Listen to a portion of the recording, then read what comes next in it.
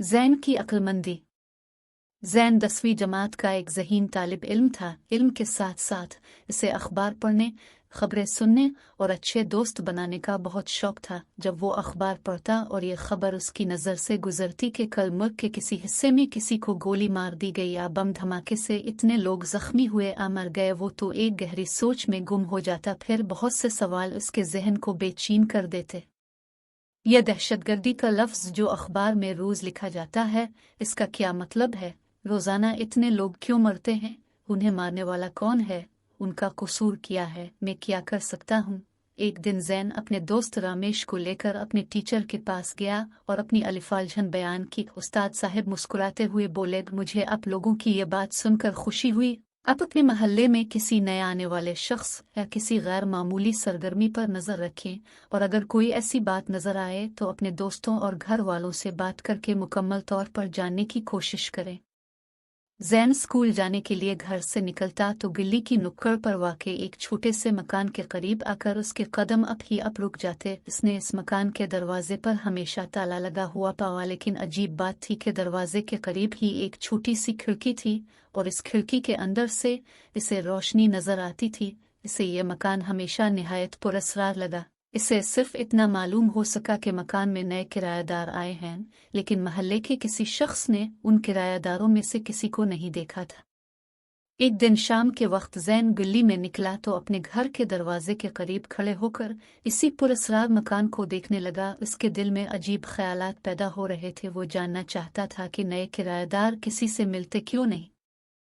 अभी वो ये बात सोच ही रहा था कि अचानक इसे एक शख्स उस पुरअसरार मकान के दरवाजे की तरफ बढ़ता दिखाई दिया। वो शख्स अजीब सी नजरों से आदेर अलिफादेर देख रहा था।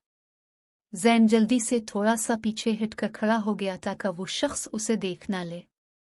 अगले दिन ज़ैन जानबूझकर अपने घर के दरवाजे के करीब खड़ा हुआ था। पहले इसने सोचा कि वो इस मकान की तरफ जाए, लेकिन वो अचानक ठुनक कर रुक गया क्योंकि आज वही कल वाला आदमी मकान की तरफ बढ़ रहा था। लेकिन आज इसके साथ एक और आदमी भी था। दोनों के हाथों में एक एक थैला था। वो दोनों जल्दी जल्दी आदेर अलिफादेर देखते हुए ताला खोलकर मकान के अंदर दाखिल हो गए। ज़ैन ने महसूस किया दाल में कुछ काला ज़रूर है। वो जल्दी से अपने घर के अंदर आया और सीधा अपने अबू के पास पहुंचा। जब उसने दोनों पुरअसरार आदमियों की बात अपने अबू को बताई तो वो थोड़ा चौंके। फिर वो अचानक अलिफाट है और बोले, आओ जरा चल कर देखते हैं। ज़ैन और उसके अबू इस मकान के करीब पहुंचे तो ये देखकर हैरान रह गए कि दरवाजे पर ताला लगा हुआ था, लेकिन खिड़की से रोशनी बाहर आती नजर आ रही थी।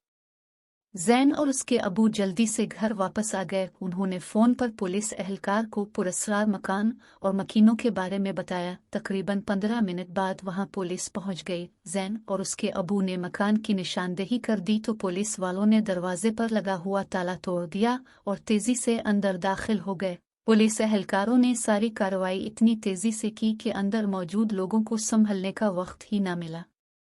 वहां मौजूद 5 आदमियों की तलाशी ली तो वहां कई थैले पड़े थे जिनमें असलहा भरा हुआ था। पुलिस ने उन 5 आदमियों को गिरफ्तार कर लिया और अपने साथ थाने ले गई। अगले दिन ज़ैन ने अखबार देखा तो सबसे पहले उसकी नज़र इस खबर पर पड़ी। वो ये थी, शहर में दहशतगर्दी की बड़ी वारदात नाकाम बना दी गई। 5 दहशतगर्द गिरफ्तार। खतरनाक असलहा बरिंद दहशतगर्द कई हफ्तों से एक मकान में मुकीम थे। जिम्मेदार शहरी की इत्तला पर बरवक्त कार्रवाई करके गिरफ्तारियां अमल में आए। 5 अफराद शहर में किसी बड़ी वारदात की मंसूबाबंदी कर रहे थे।